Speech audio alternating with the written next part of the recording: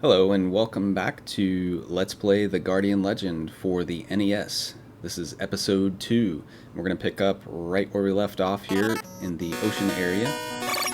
We fought several different bosses, made it through several different corridors. We got, I think, one more here. Actually pop up in the map. Yeah, we've got one more in the ocean area, and then we're going to get a scenery change with the next theme area of the game. So this is one of the interesting mini-bosses in the sense that you can just go in here to get out of the mini-boss. And it's a good thing I did, because I can show you one of these rooms. So some of the corridors, I think I mentioned in the first episode, you know, some of them just open when you walk in, but others are going to have a little trick to them. So this is where you get the hint for corridor number 2, which, by the way, I should have pointed this out in the last episode, but corridors don't go in 1, 2, 3, 4, 5 necessarily. So this is corridor number 2. We have to touch everywhere. That will open up that corridor. So hopefully I remember that.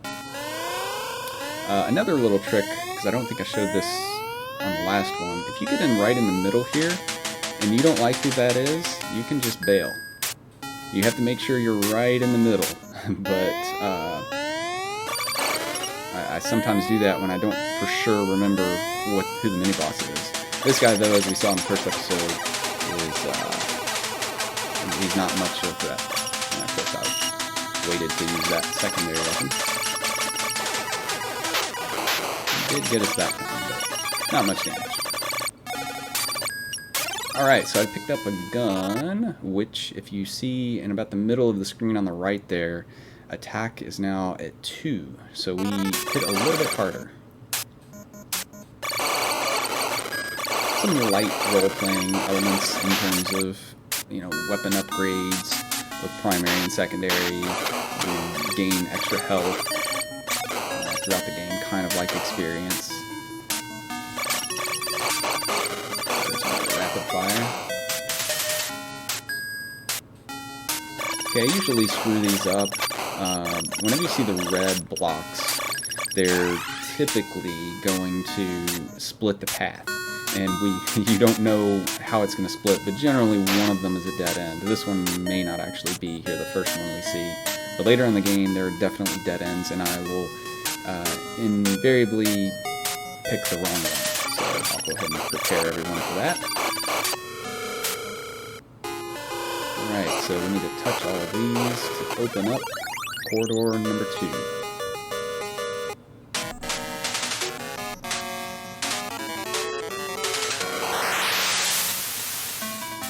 Alright, these fish move a lot faster than the previous ones. And if I remember correctly, this boss is going to give me a little bit of trouble. So hopefully I can beat him on the first try.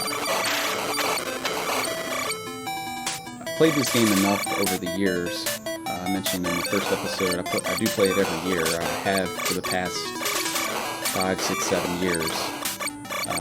So I know it pretty well, and I know most of the bosses pretty well. But for whatever reason, there's still a couple of bosses that I struggle with sometimes. So we'll see. I did not mention this before, but this is unedited. So if I fail a level, then it will be on the video unless I just really, really struggle, and then I will consider editing some things out. But kind of like it to be just raw footage of someone playing the game.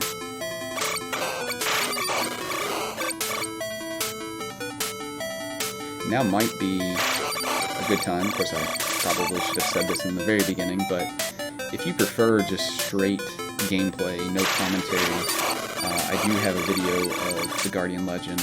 It's from a separate gameplay session that is available on my YouTube channel, not to mention countless others if you prefer a no commentary full run. I'm sure they are available as well.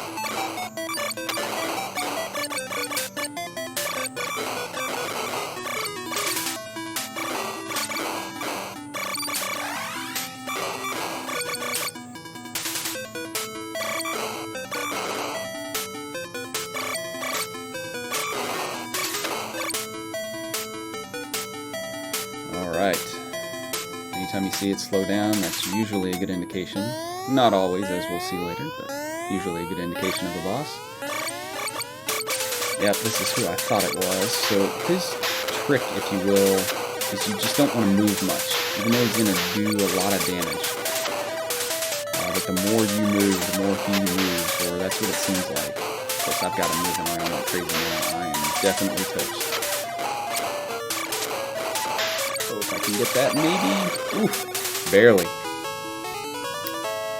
I did not think I was going to escape that one. Alright, so we got a key, which means we've opened up the next themed area of the game.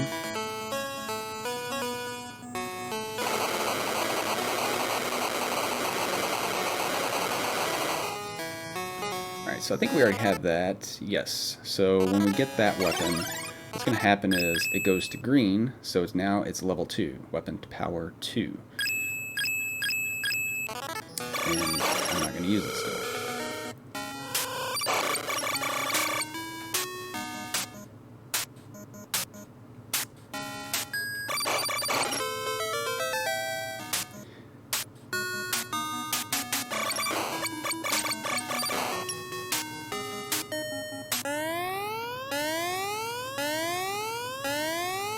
Remember which boss this is. That's another one of these guys. Okay.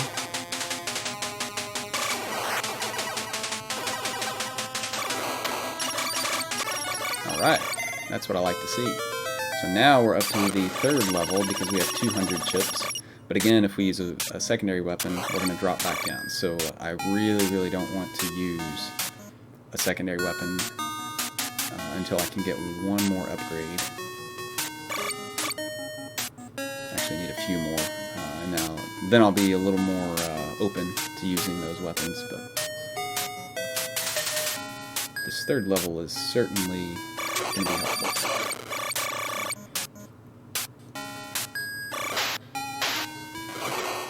Kill those things to almost guarantee a spawn. Of course, it's not a chip.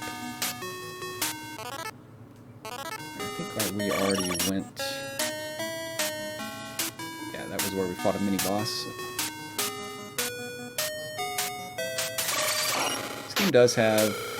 we saw in the first episode, we've seen a little bit more here. A little bit of backtracking. Obviously the enemies are spawning every time I load up a room. So that can get a little tedious, but not too bad. The world isn't that large. The map isn't that large, so...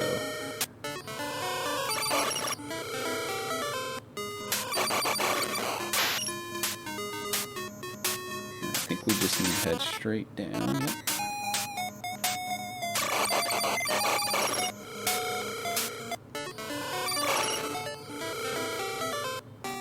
Alright, some new music, a new color, this time green, some new background and design here.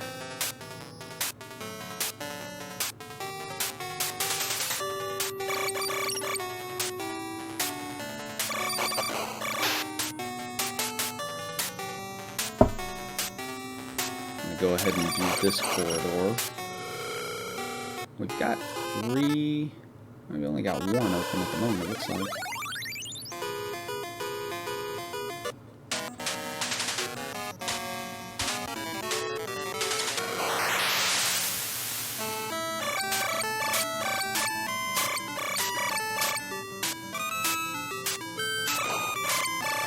These little meteors, or whatever they are, from the very beginning of the game. I don't quite know how meteors are falling at this rate without destroying the planet, but that's okay. A lot of the enemies from the opening of the game, actually. So these guys, I said in the very beginning we couldn't kill them, but now we can. Even though we have to use fireballs or a lot of primary fire. Almost not worth it.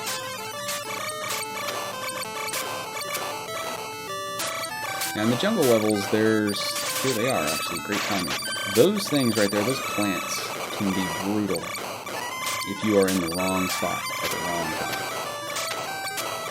So it is very wise, in my opinion, to try to take those out before they explode.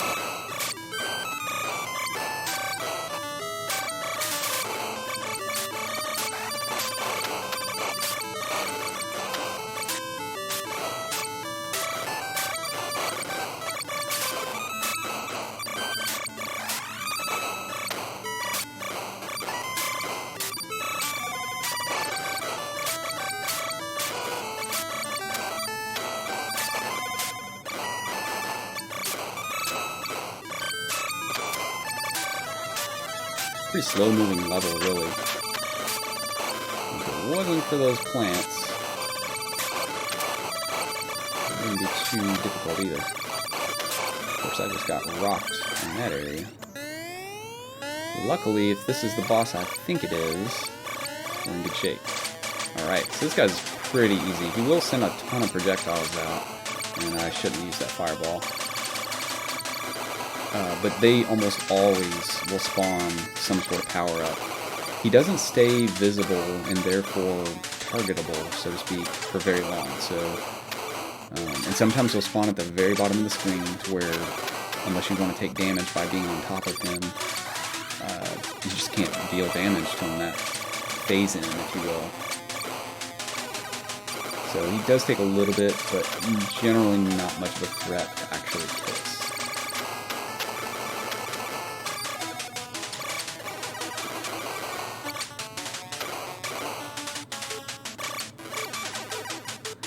Definitely, if you're going to use the fireball, you're definitely going to want to send it off, fire it off a little early before he's even phased in. And that's a way you can do some damage when he's at the very bottom, is to drop a special weapon like that. We should be getting pretty close, though.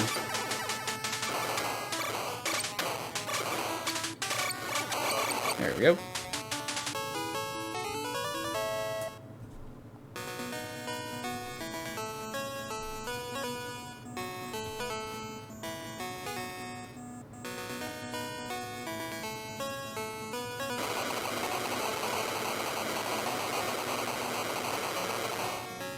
Alright, a shield power-up.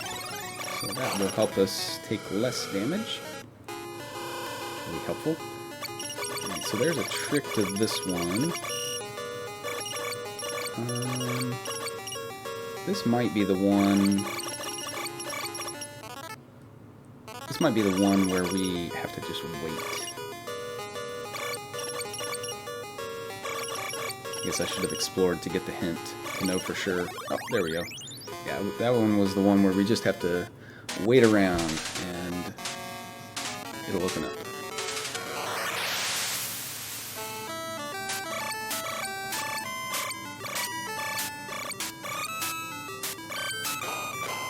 Okay, these guys are really easy to kill, but when you get focused on the other enemies that are a little more threatening, they can start to stack up at the top of the screen. And this might be one of the first levels where we might see the game suffer from some slowdown. By the way, I didn't mention this before. I am playing this on a Gamers Tech 16 Duo. I don't remember what it's actually called. I'll put it in the description. But I'm not playing on an actual NES. Partially just to hopefully ensure that the game works.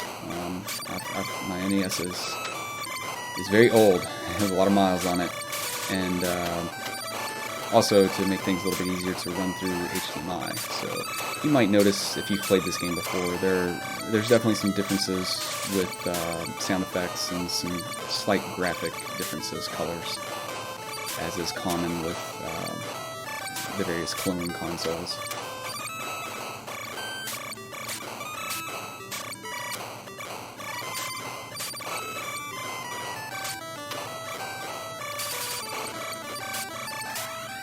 Okay, this may not be the level I was thinking of with the slowdown though, because it's not picking up in speed.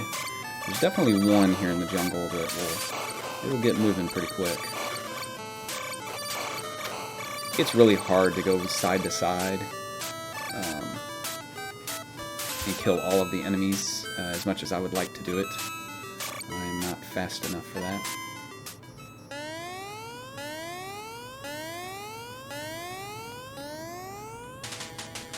Alright, so this guy I mentioned last time that as a kid, this was the battle that was kind of a brick wall for me. And this is the version of this Optimon, this is his name. Wow, he just tore me up. And that's it. So we'll have to replay that one. So he still apparently can give me some problems. He's very, very fast, and the seaweed or whatever those long projectiles are, they do a ton of damage. We're actually let's go ahead and explore the rest of this area if we can. Actually, we may not. We may have to kill him first.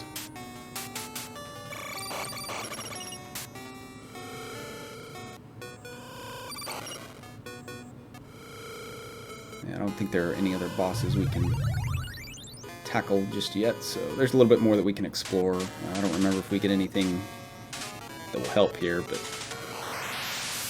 we'll do that momentarily. So we get to replay this one.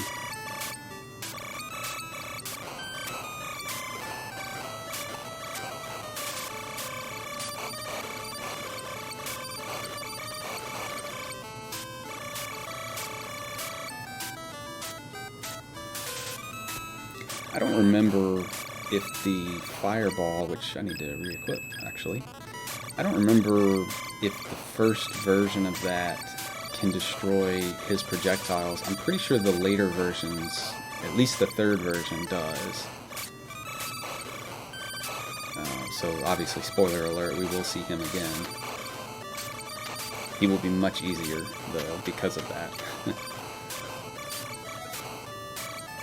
I'm afraid to try it though, and then my primary weapon will shrink for the rest of the battle with him.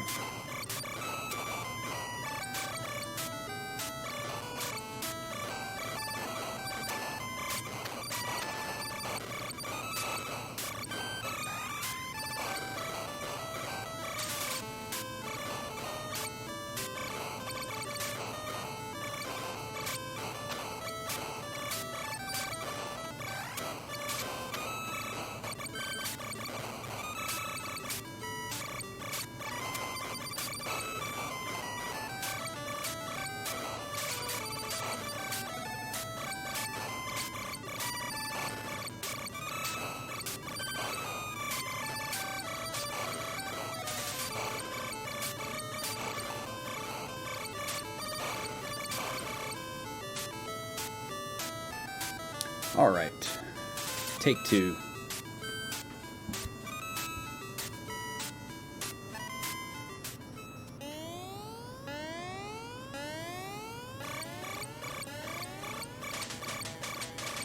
I need to try to not get caught in the corners, but it's easy to get greedy with trying to deal damage to him. Which you really, at least, I'd prefer to stay here in the middle. Whoop. A little bit of randomness, seems like anyways, to the speed that he drops those, so you sometimes get caught between going and staying, like that.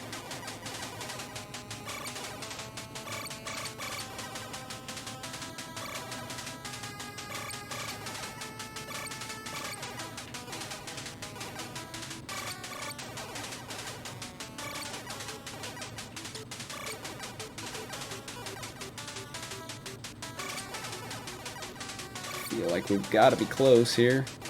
There we go.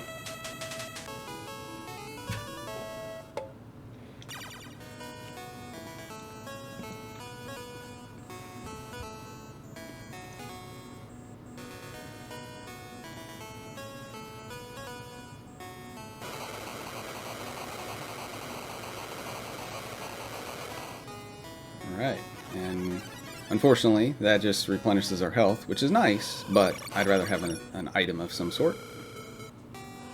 A permanent power-up, I should say. Okay, so we got in the top right there is what just opened up with that key, but we got a little bit to explore down here. There should be one mini boss at least, and that will be the type of mini boss that I really struggle with. So this is him. I will hopefully be able to beat the first one here, but I probably will not attempt the later ones. I have never been able to deal with his just speed and random movements, seemingly random. He's just, and he does a lot of damage too, as you can see. But that one isn't too bad, and we get a shield for it. Alright, that's a good one there, because now I can actually use the fireball once or several times and still keep this weapon power. So that would have been useful perhaps before I fought the Optimon, which is the, if I remember correctly, the name of the giant eyeball boss that we just fought.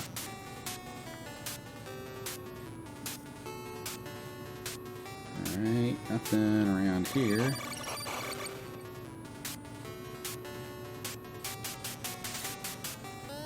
Okay, we do get one more boss here. This might be another one of those big alien... Nope, it's a spider guy, so I was wrong. This is a very easy mini-boss.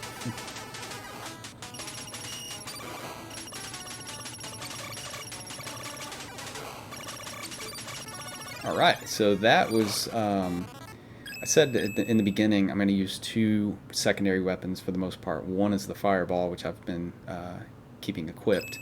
But this guy right here that says EE for enemy erasers, and it has a 20 next to it.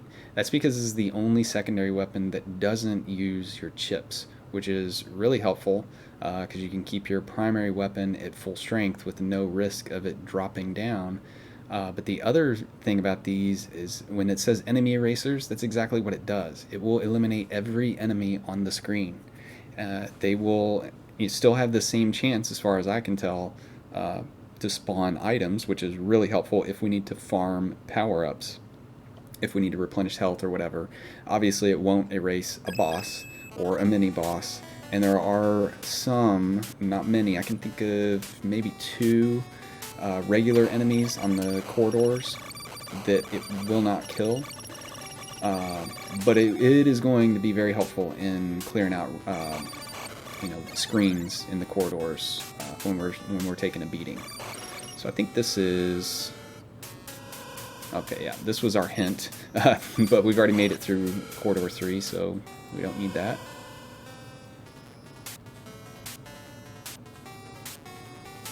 That should be about it here.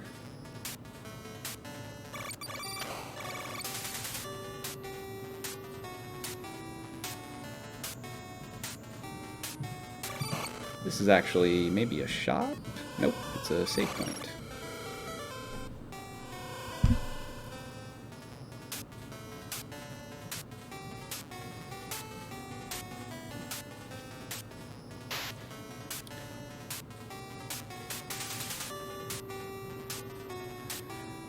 So we just have to make our way literally all the way across the map here.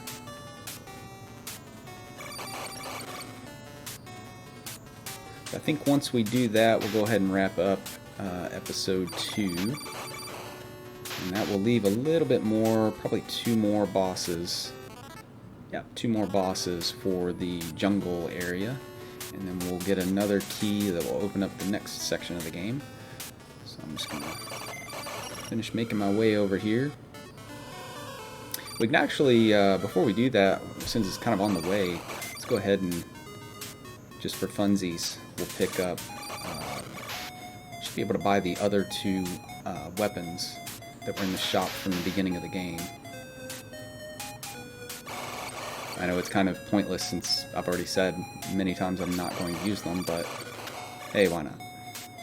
Chips are easy to replenish. We'll actually go back to that one room that just had a ton of the blue chips in it. They should be respawned by now.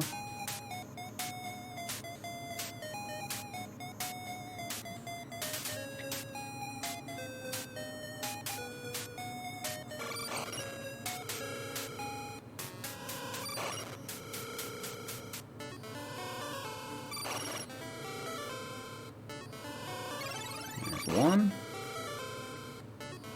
And 2.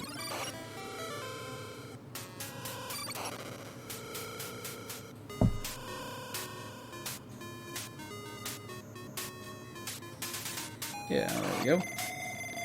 All these. And we're back up to full chip strength.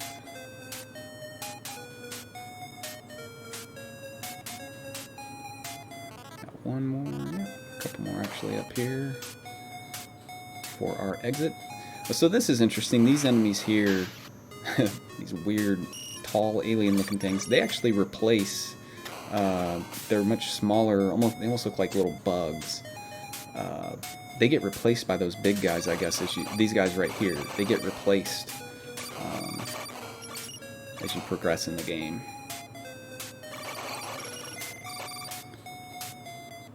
Alright, so this should be, yep, this is where we want to be, so we'll go ahead and wrap up here for episode 2.